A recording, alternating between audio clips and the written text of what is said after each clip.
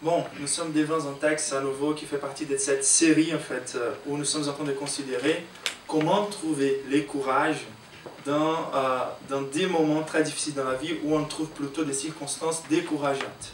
Et donc, c'est pour ça qu'on appelle cette série découragement, mais avec l'emphase sur les courages. Quelque chose de très intéressant, juste pour qu'on se rappelle de la situation. Le texte nous rappelle que c'était tard. Et pourquoi c'était tard? Car Jésus, il était en train de faire quoi jusqu'à que la nuit tombe? Il était en train d'enseigner beaucoup de choses à ces personnes-là. C'était une multitude. Là, le texte nous dit 5000 hommes. Mais pour comprendre bien, il n'y a pas de la mention en fait, des femmes et des enfants qui étaient là. Donc, selon les spécialistes, c'est qu'on pourrait avoir une idée en fait, de combien de personnes il y avait à ce moment-là. Ça peut aller depuis 15 000 personnes jusqu'à 25 000 personnes. Donc on peut imaginer vraiment une des plus grandes foules qui était devant Jésus dans son ministère. Et là, quelque chose de très intéressant, ce sont les découragements qui continuent à être là présents. Donc quelles sont les étapes de découragement qu'on a trouvées à ce moment-là? Donc c'est un moment où Jean-Baptiste il est assassiné, donc c'est un découragement de la perte de quelqu'un de très important. C'est le découragement de la fatigue que Jésus et ses disciples trouvent dans les ministères. Donc si vous vous rappelez bien, Jésus il était en train d'essayer de s'enfuir un peu des multitudes pour pouvoir prier, pour pouvoir manger, pour pouvoir se reposer. Et là, il n'arrive même pas à le faire, car quand ils rentrent dans la barque et ils essaient de traverser la mer de la Galilée, donc ces multitudes-là lui reconnaissent et cherchent sa présence. Donc quand ils essayent de sortir de la barque, ils retrouvent cette multitude et au lieu de pouvoir se reposer, il doit reprendre ses enseignements et il reste là jusqu'à très tard en train d'enseigner. Donc il y a plein de découragements qu'on pourrait imaginer là, dans un sens physique et dans un sens spirituel, mais aussi il y a plein des encouragements qu'on trouve là-dedans. Donc déjà la soif de cette multitude d'être auprès de Christ. Et là, on va retrouver à nouveau un nouveau challenge qu'au lieu d'après beaucoup enseigner, pouvoir se reposer, pouvoir prier, pouvoir manger, Jésus il a les challenges de nourrir une multitude d'environ, disons, 15 000 personnes. Donc à nouveau, quel grand challenge se trouve devant Jésus. Et là, en fait, au même temps, moi, je vois plutôt un grand encouragement dans ce texte. Et cet encouragement passe par la notion de la signification des choses qui se trouvent autour de nous. Donc, cette semaine, j'ai eu un échange qui fait partie de la vie, je crois, de tous les chrétiens. Donc, d'habitude, quand nous sommes convertis, c'est très facile de comprendre et de connaître la voix de Dieu. Il nous semble que comme nous sommes des bébés très nouveaux dans la foi, Dieu, il nous traite avec une communication assez évidente. Les choses sont très claires, on a cette sensation même de la présence de Dieu. Et comme nous sommes très bébés spirituels même, on sent un traitement un peu plus évident de la part de Dieu. Mais il ne faut pas oublier jamais en fait que Dieu il est en train de se communiquer avec nous de plusieurs façons et des façons qu'on n'arrive même pas à comprendre a priori. Mais Dieu, il est toujours en train de se communiquer avec nous. Donc là, on est devant un texte qui parle d'un grand miracle, le plus grand miracle de Jésus. Donc c'est un miracle inattendu ou un précédent. Il n'y avait pas quelque chose pareil qui s'est passé avant le ministère de Jésus. Et c'est Jésus qui va prendre du pain et va les multiplier. Donc les poissons aussi, mais la notion basique du pain, elle est là. C'est la notion basique du pain qu'il va reprendre. Et donc je voulais vous poser la question, pourquoi Jésus il a créé les pains? Donc bien sûr, pourquoi Jésus il a créé les baies? Il a donné de la sagesse aux êtres humains de créer les pains, et les pains il est devenu en fait la chose la plus basique de la nourriture humaine.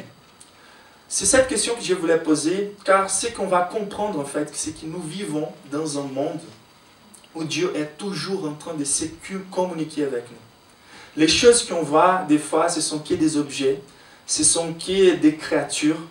Mais derrière la signification objective que ces choses peuvent nous apporter, donc là, les pains, c'est que pour la nourriture. Il y a une communication beaucoup plus profonde, beaucoup plus sublime que Dieu est en train de faire avec nous. Dieu est en train de nous entourer et de remplir ce monde des significations.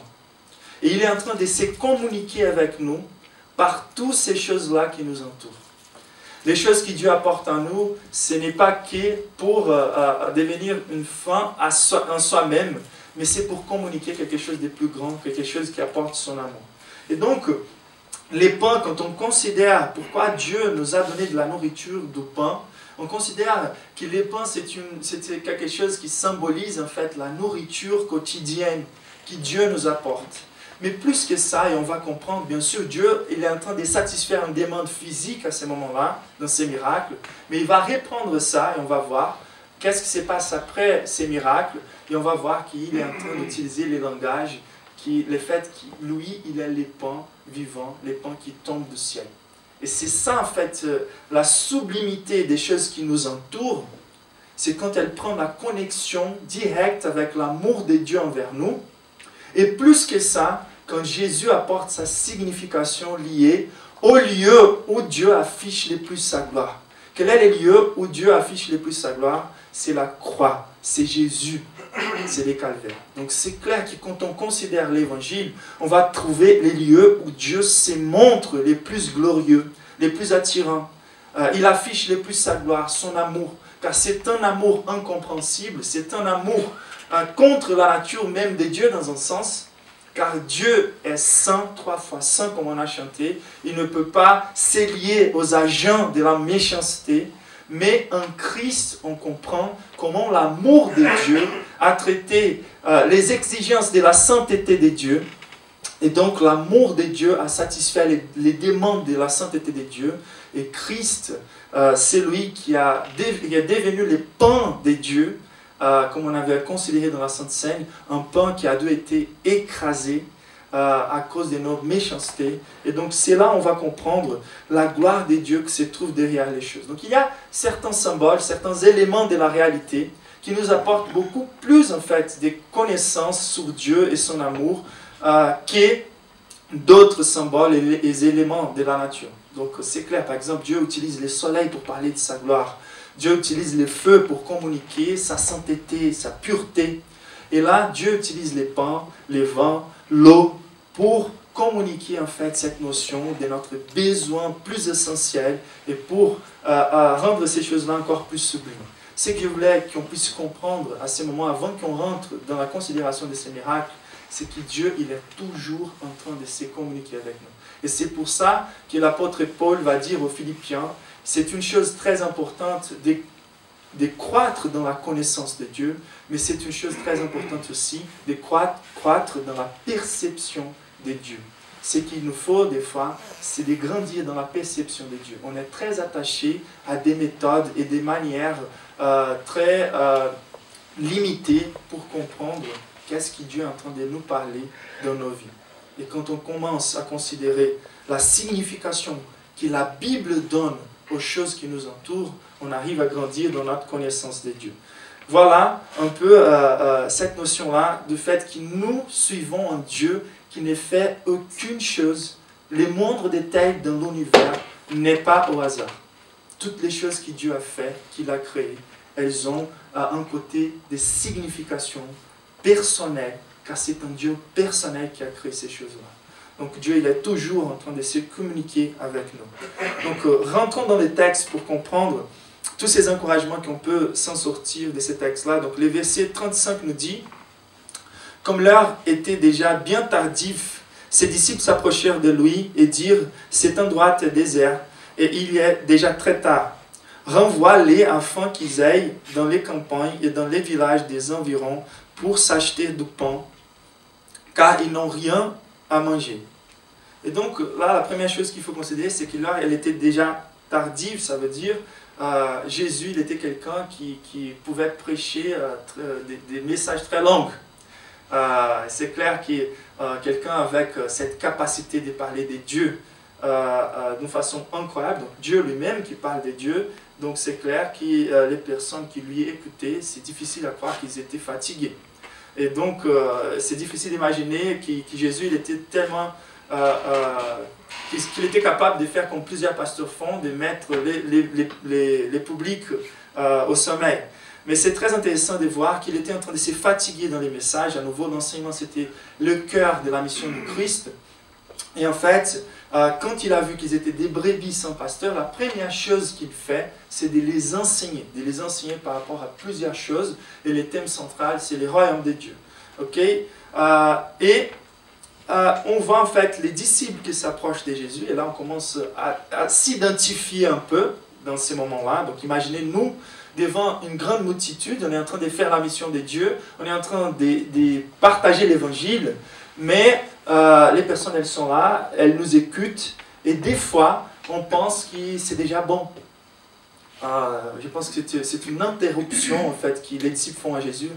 Jésus, je pense que c'est bon déjà, tu as beaucoup parlé, les personnes, elles ont faim, c'est mieux si tu peux s'arrêter là. Donc déjà, il faut être sensible au moment où on propose des ruptures, quand nous sommes dans un moment d'évangélisation. Donc c'est très intéressant, des fois, nous ne sommes pas très sensibles aux choses qui sont en train de se passer, mais on ne peut pas nier que c'était quelque chose de très légitime que les disciples ils étaient en train de proposer à Jésus. C'est clair que ces personnes-là, elles ont faim, ça va être difficile de gérer comment nourrir 15 000 personnes, si on peut dire comme ça. C'est très tard, donc peut-être les petits tentes qui vont vendre des nourritures sont déjà fermées, seront déjà fermées. Il y a des villes là à côté, c'est possible qu'ils arrivent à trouver encore quelque chose à manger, mais si tu continues là à prêcher, ça va être dur, ça va être difficile. Donc on voit un ordre des priorités un peu inversé dans le cœur des disciples encore là. Et en même temps, on ne peut pas juger en fait. C'était quelque chose sans précédent. On ne peut pas dire qu'il fallait qu'il puisse penser déjà que Jésus serait capable de faire un miracle. Jésus il a fait plein de miracles, mais pas dans une telle dimension. Et donc c'était quelque chose d'inédit. On ne peut pas juger les disciples à ce moment-là. Et à nouveau, juste avant, vous vous rappelez, Jésus l'avait dit, on va éviter cette multitude-là pour trouver du repos, pour avoir un temps de se nourrir.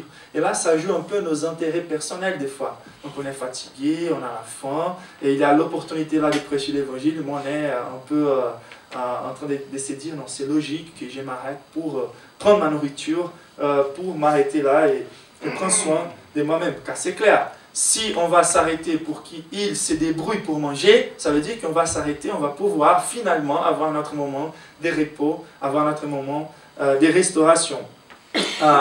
Et donc il faut qu'on fasse attention à ce que Dieu attend de nous quand nous sommes devant des opportunités de prêcher l'évangile et nos initiatives, pour plus logiques qu'elles sont.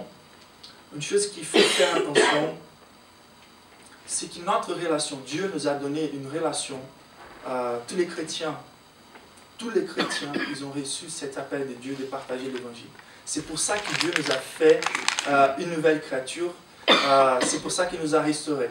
Donc Dieu n'a pas sauvé un rassemblement de personnes et immédiatement les a enlevés du monde pour la gloire. Il nous a laissés ici pour qu'on devienne des témoignages vivants de l'œuvre qu'il fait dans notre vie. Donc le chrétien n'est jamais un individu qui vit sa foi toute seule, sans aucun engagement ou compromis avec ceux qui sont dehors. C'est impossible. Donc il y a une définition complètement torte des chrétiens aujourd'hui. C'est cette notion que nous sommes comme des consommateurs. Qu'on peut arriver dans une église, prendre ce qui est important pour nos vies, et on sort et on part. Nous avons un compromis, on peut dire, social. On a un compromis, on devient des figures publiques, si on peut dire comme ça, une fois que nous sommes devenus des croyants. Nous sommes des outils de Dieu pour afficher la gloire de Dieu dans nos vies et pour promouvoir la gloire de Dieu d'une façon objective. Donc, ce n'est jamais une relation par rapport aux tâches. Et ça, c'est un grand problème à l'Église aujourd'hui. On pense que les activités chrétiennes sont que des tâches qu'on doit accomplir. Et donc, c'est un peu cette sensation-là. Les disciples sont en train de voir Jésus qui accomplit une tâche attendue des chrétiens. La prédication de l'évangile aux non-chrétiens. Et c'est comme si Jésus il était en train déjà d'accomplir cette tâche. Non, cette tâche était bien faite déjà, c'est suffisant, maintenant on part. C'est quelque chose de très intéressant de considérer que l'évangile, il touche à l'ensemble de la vie des personnes. Et donc, si nous sommes un peu responsables pour qu'ils soient là jusqu'à cette heure-là, nous sommes un peu responsables aussi pour les aider à guérir cette situation, à trouver la solution de cette situation-là pour qu'ils puissent manger. Donc, c'est plutôt une relation des bergers avec des brebis que des relations d'entreprise, si on peut dire comme ça, ou consommateurs et fournisseurs, je ne sais pas si c'est dit comme ça en français.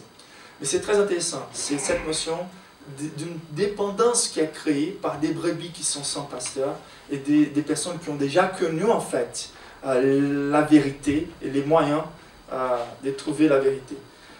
Une autre chose qu'il faut faire beaucoup attention par rapport à ces versets, c'est la notion du soin personnel qu'on doit prendre derrière les personnes et le fait que les miracles se trouvent l'au-delà en fait, l'au-delà de nos conforts. Ça c'est quelque chose de très intéressant. Donc les disciples, si les décisions seraient prises par rapport à cette mentalité des tâches, et les disciples, ils arrivent à Jésus, allez, on va les laisser partir, chacun va prendre sa nourriture, chacun va vivre sa vie toute seule, va se débrouiller, on a déjà accompli une tâche, on n'allait pas connaître les miracles qui vont se passer là. Et des fois c'est très intéressant, quand nous ne mettons pas notre vie en perspective, on est en train de nous priver des grandes merveilles que Dieu peut opérer dans nos vies. Si nous vivons cette vie très confortable, chrétienne, et j'essaie, on a mentionné ça hier dans la journée, mais des fois, notre vie chrétienne, elle devient très dramatique, mais très limitée dans nos foyers et dans nos problèmes personnels. Donc, si au moins ces choses-là étaient réglées dans ma vie, je pourrais aller plus loin. Mais le problème, c'est qu'on n'est pas en train de mettre les choses en perspective, dans la perspective divine. Ce que Jésus est en train de faire avec les disciples, c'est d'enlever les choses de leur vie, et c'est de leur donner une mission incroyablement défiante qu'ils ne pouvaient jamais faire si ce n'était pas par la force de Dieu. Et donc, en plus de ces besoins personnels, ils ajoutent les besoins d'autres. Donc, il n'y a même pas beaucoup de temps pour penser à leur vie personnelle. Je ne dis pas que ça ne soit pas légitime, Jésus est en train de prendre soin de leur vie personnelle aussi. Et on va voir comment Jésus garantit en fait nos besoins personnels, surtout quand nous sommes engagés avec la vie d'autres. Là, c'est là où on va trouver les grandes merveilles de Dieu. Et là, on va continuer à suivre les textes.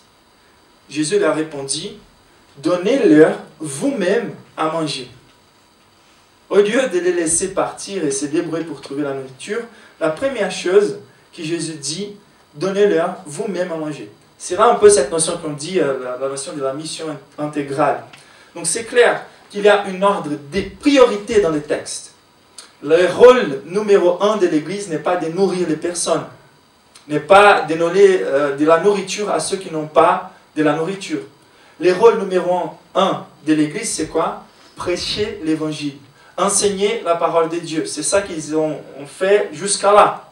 Mais ça ne veut pas dire que le rôle de l'Église s'arrête que dans l'enseignement de la parole de Dieu.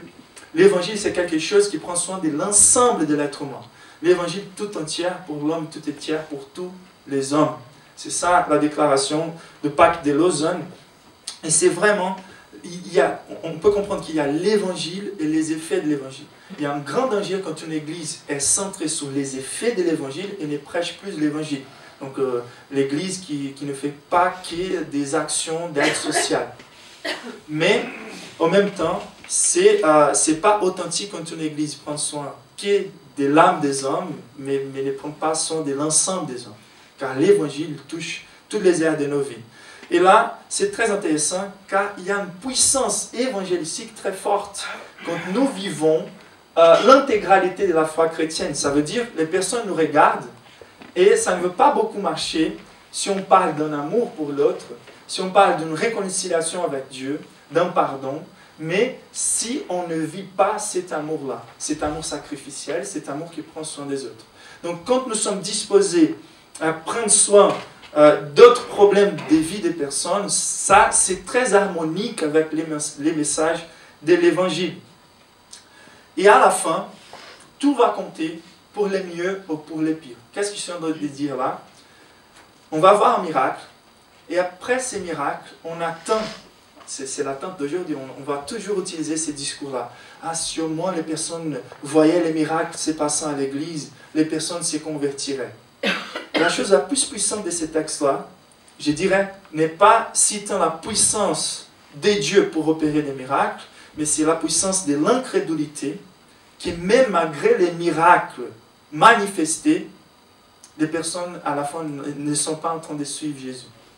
Vous allez voir, il revient le lendemain, et quand il revient le lendemain, ils attendent le petit-déj, et Jésus leur dit, non, c'est moi le pain de la vie, je ne vais plus faire des miracles, vous avez vu déjà mes miracles et vous n'avez pas cru. Et donc ça c'est assez intéressant, cette recherche d'aujourd'hui, plutôt pour les miracles que pour la prédication de l'évangile dans plusieurs églises. Et là, en fait, on va voir que c'est si pour les mieux ou pour les pires. Les miracles, bien sûr, ils servent pour confirmer la prédication de l'évangile, ils peuvent se passer. Mais ils ne sont pas la garantie que les personnes vont se convertir.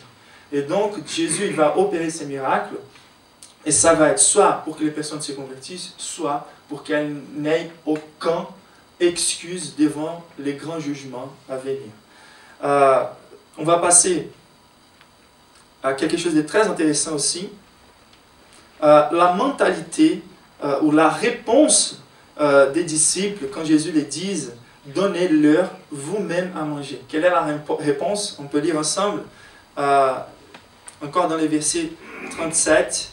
« Mais ils lui dirent, faut-il aller acheter des pains pour 200 pièces d'argent et lui donner à manger ?» Donc les pièces d'argent là, chaque pièce représentait une journée tout entière de travail. Donc ce qu'il était en train de dire, on n'a pas de l'argent pour satisfaire cette demande. Donc et cette mentalité, c'est un peu notre mentalité toujours. On est toujours en train de nous rapporter à un être surnaturel, Dieu, qui a toute la puissance, avec des critères très naturels. On n'a pas la compréhension des limitations qu'on est en train d'imposer à un être qui n'a pas de limitations. Et c'est toujours comme ça. On n'arrive même pas à commencer à faire des choses, car on se dit toujours, je n'ai pas ce qui est suffisant.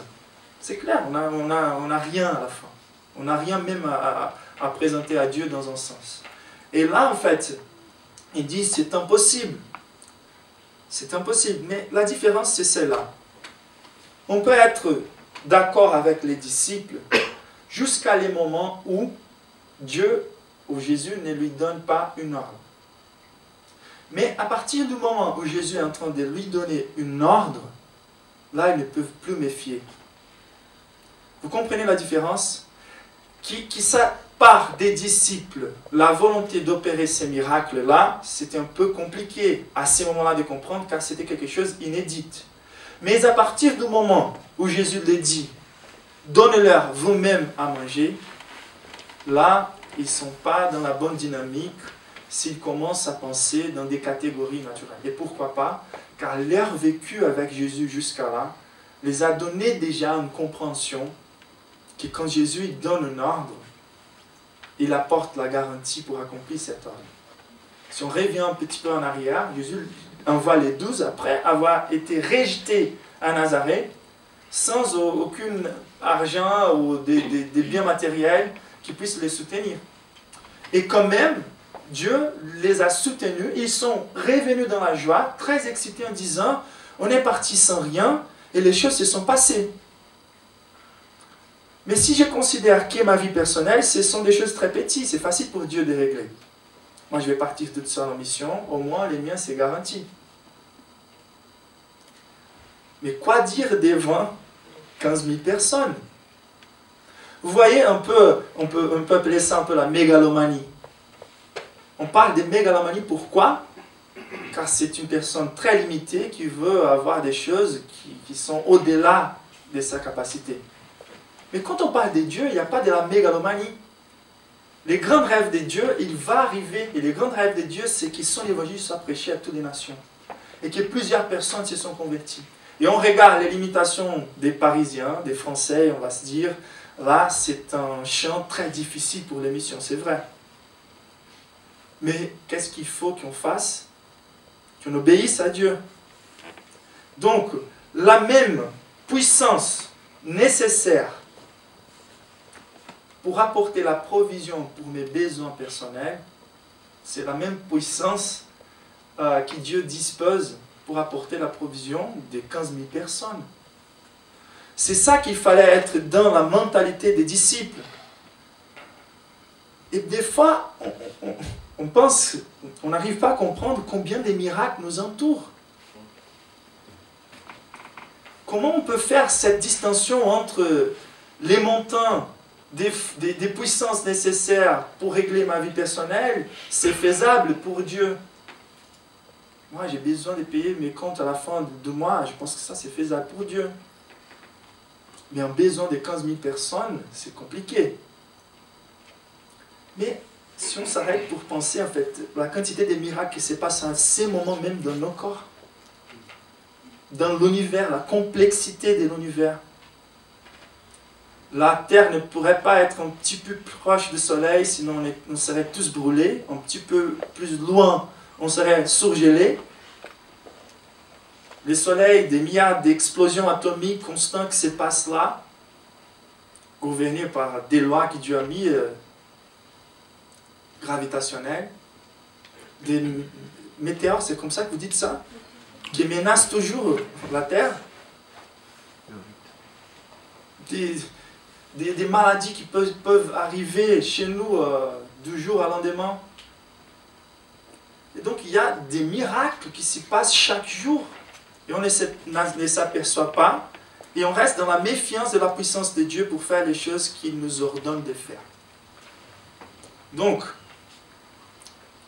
dans un sens, toutes les choses sont extraordinaires. Mais Dieu il nous invite à marcher dans son ordinaire, dans un sens. Mais toutes les choses, elles sont extraordinaires.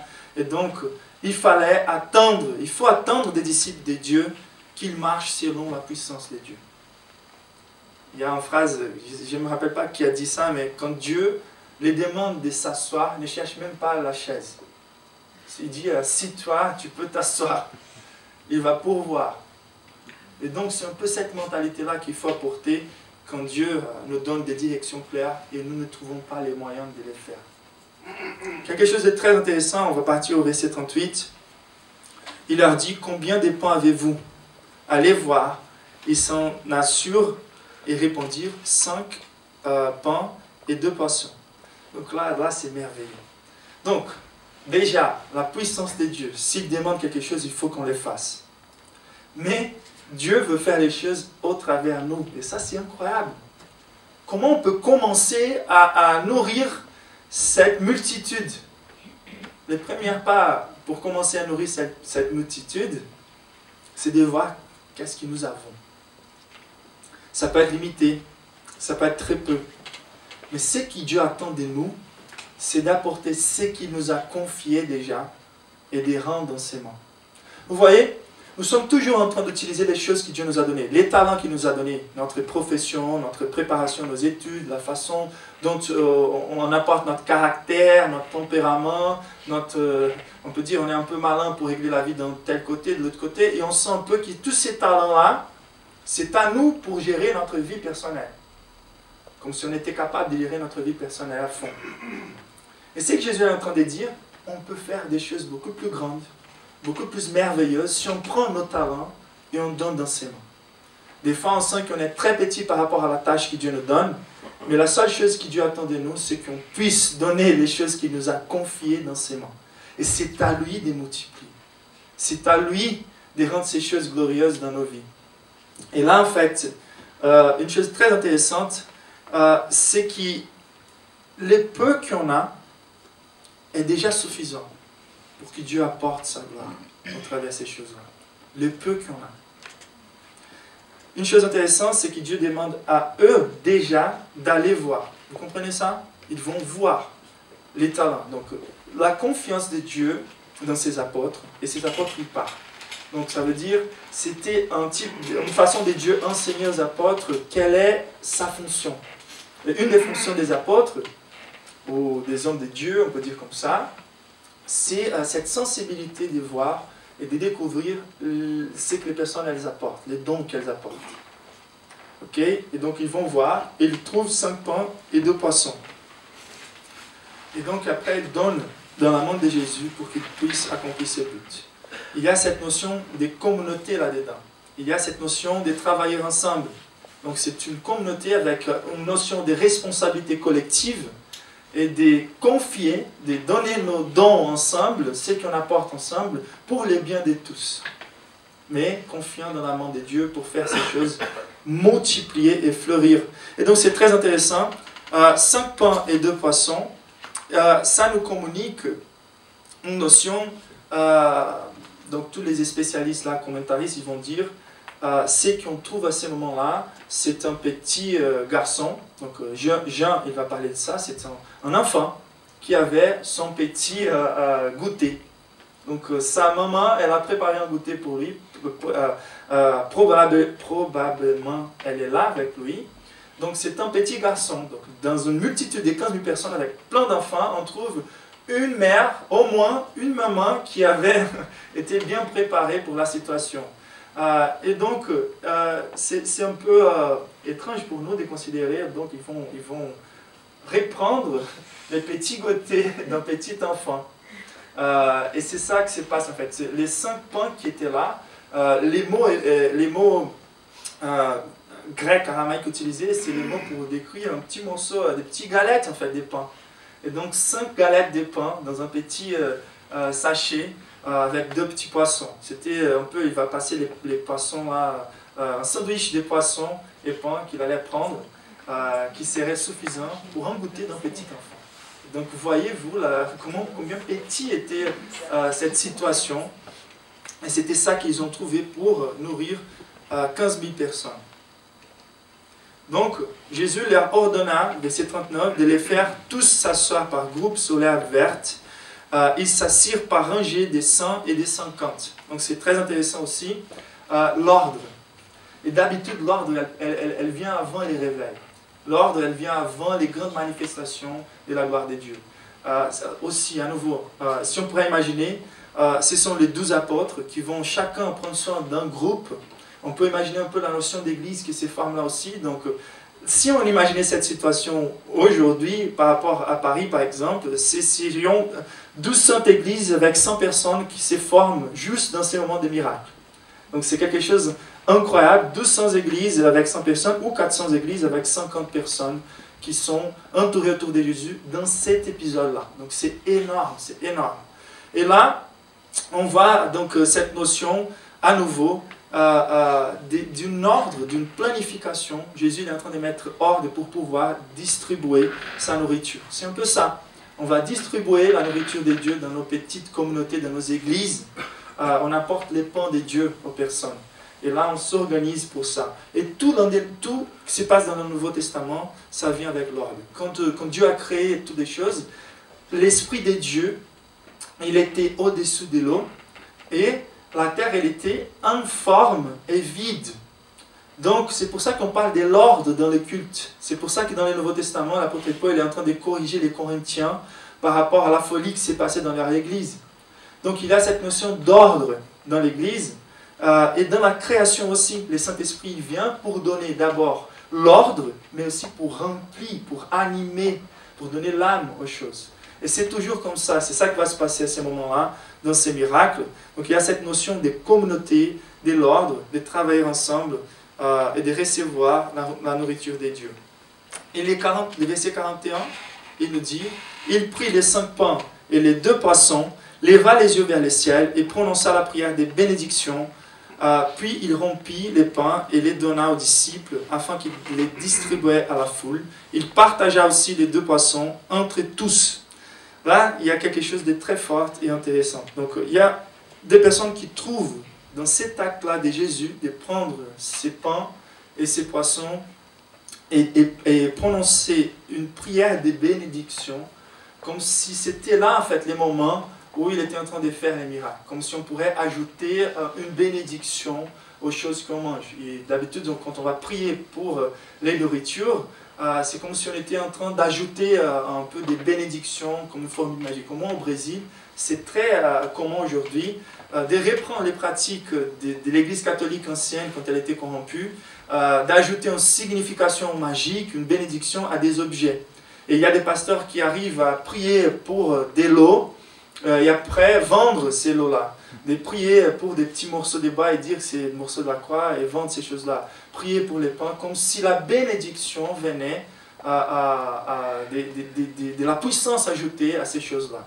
Et on ne trouve pas ça dans la Bible, c'est une pratique. Ce que Jésus est en train de faire, comme Jean il va mentionner aussi, c'est de rendre grâce à Dieu. Donc c'est un peu un rappel constant de notre manière naturelle de se rapporter à chaque bénédiction qui nous arrive de la main de Dieu. Donc rendre grâce à Dieu, c'est un peu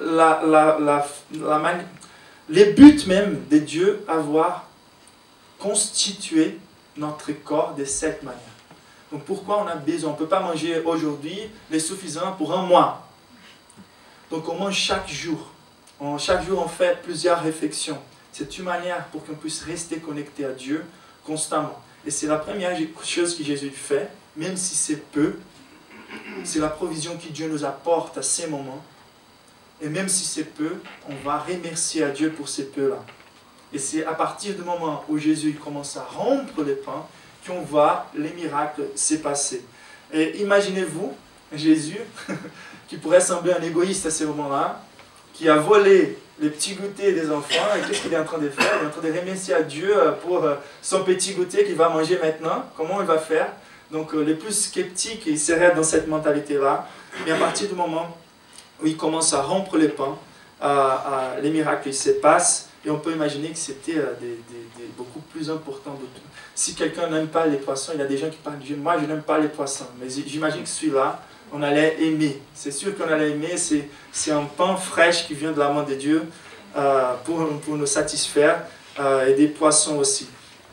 Et là, il y a une autre chose très intéressante qu'il fait, il donne à ses disciples afin qu'ils distribuent à la foule. Donc, quel est le rôle des bergers? Quel est le rôle des pasteurs? Les pasteurs, les bergers, ils doivent sentir à brebis. Donc on fait beaucoup de divisions dans l'église aujourd'hui, des personnes très douées pour la prédication, des personnes très douées pour des conseils. Mais en fait, ces contacts-là, il faut qu'ils se passent. C'est pour ça que Jésus, il va faire ses disciples comprendre qu'il faut avoir cette connexion. Au sein de la famille de la foi, c'est la même chose. Il faut qu'on ait cette connexion, cette convivialité, cette approche. Et c'est très intéressant. Donc dans la Bible, je demande votre attention car c'est vraiment très intéressant.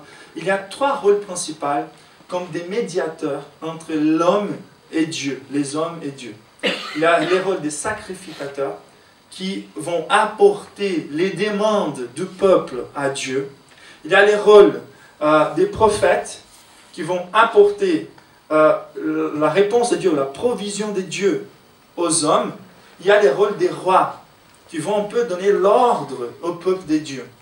Et ces 3 choses, elles se passent là. Et c'est très intéressant comme Dieu il est en train d'authentifier les rôles des apôtres. Et Jésus, il va accomplir ces 3 rôles de façon parfaite. Mais ça, c'est un peu la tâche des disciples de Christ envers les non-croyants, envers les autres disciples.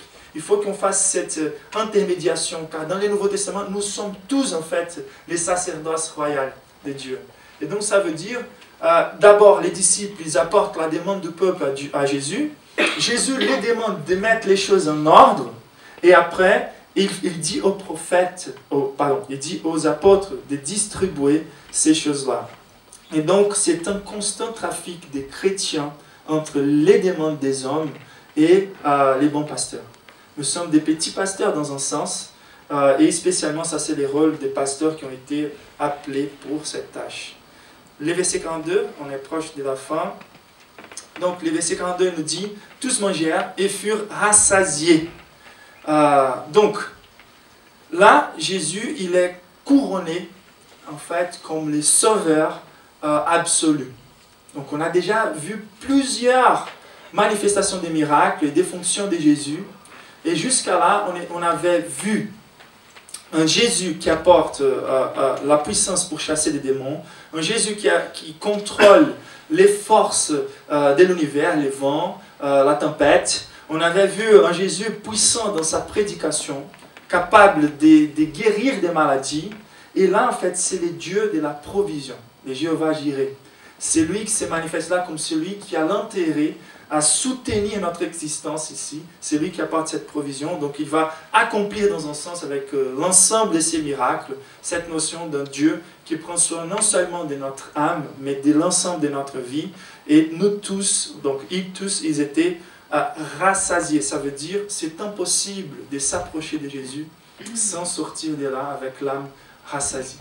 Donc la seule façon de mesurer si j'ai eu vraiment une rencontre avec Jésus, c'est si j'ai trouvé mon âme rassasiée dans sa présence. C'est lui le seul capable d'apporter ça. Et donc tous mangèrent et furent rassasiés. Personne ne s'approche de Jésus sans sortir rassasié.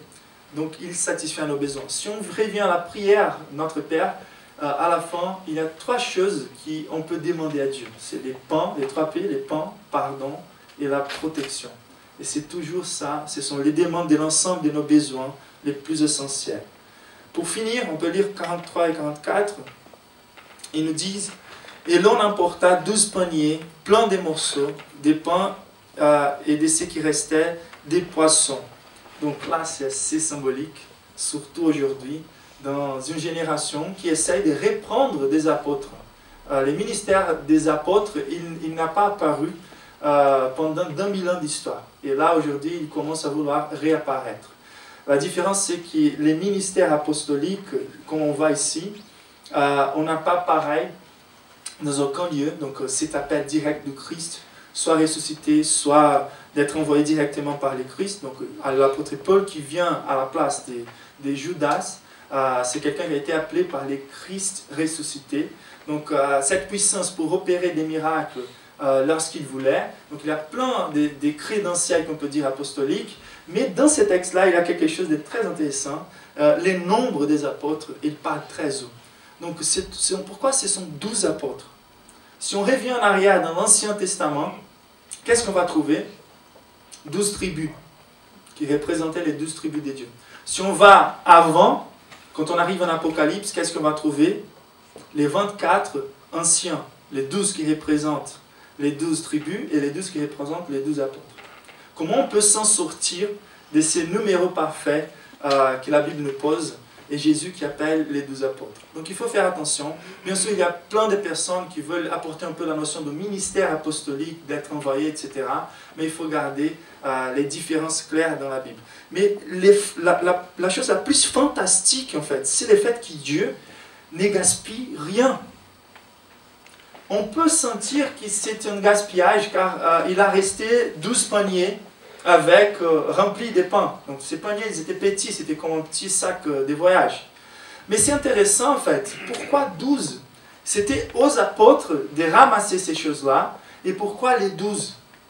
Chaque apôtre, ils ont vu en fait que quand nous sommes en mission, c'est garanti que nous serons capables de satisfaire les demandes que Dieu met dans nos chemins, mais que nous ayons sortir de là avec notre demande complètement rassasiée. Notre demande personnelle tant que missionnaire, tant qu'évangéliste, tant que chrétien. Même si ce n'est plus qu'un petit sac de pain et des poissons, la présence de Dieu, ça c'est assez intéressant. D'habitude, c'est toute cette prospérité que les apôtres d'aujourd'hui prêchent. Malgré cette prospérité aujourd'hui prêchée, on va trouver les 12 apôtres qui s'en sortent avec ce qui est suffisant, mais qui sert comme mémoire d'une gloire énorme que Dieu peut faire arriver aux autres au travers de nos vies. Et c'est là la richesse de la vie de vrais croyants, de vrais disciples. C'est voir les miracles que Dieu peut apporter aux autres au travers de nos vies, même si on va se sortir de là, qui est avec un petit sac, qui garantit nos besoins pour les prochains jours. Mais la chose la plus intéressante, c'est de voir cet numéro incroyable. Imaginez la puissance exacte que Jésus est en train d'exercer. 15 000 personnes au plus, ils sont en train de manger. On est en train de multiplier les choses. Et quand on a fini, tout le monde est rassasié. Et il nous reste encore 12 grandes mémoires qui vont afficher les ministères apostoliques et aussi affirmer notre ministère qui suit le ministère des apôtres. Ça veut dire Dieu, il va apporter notre provision si on est engagé avec cette mission. Donc, là, ce sont les encouragements les plus incroyables qu'on peut trouver pour notre vie en tant que disciple. Il y a un découragement qui vient de là, quand on considère la réponse des hommes qui ont témoigné ces miracles, et au lieu de croire en Jésus, de prendre de ces pains pour manger, ils ont abandonné. Et même plusieurs disciples de Christ, ils ont abandonné Jésus. Car Jésus il a dit, moi, je suis le pain. Les miracles que j'ai faits, c'était pour montrer d'où vient la source de pain. Qui a les pains qui tombent du ciel? Et les pains qui tombent du ciel, c'est moi. Il faut que vous mangez de moi. Si vous mangez de ces pains-là, vous allez encore avoir de la faim. Mais si vous mangez de moi, vous serez pour toujours rassasiés. Travaillez pas pour les pains qui périssent, mais travaillez pour accomplir la volonté de Père. Et là, il demande, mais quelle est la volonté de Dieu? Quelle est l'œuvre de Père que je dois accomplir? De croire dans son Fils. Donc, c'est très intéressant. Toutes les religions essayent de se rapporter à Dieu par rapport à ses œuvres. Mais Jésus dit, ton œuvre, c'est de croire. C'est de croire que je suis suffisant. Je suis le seul suffisant. Et j'ai garanti la satisfaction constante. Prions ensemble.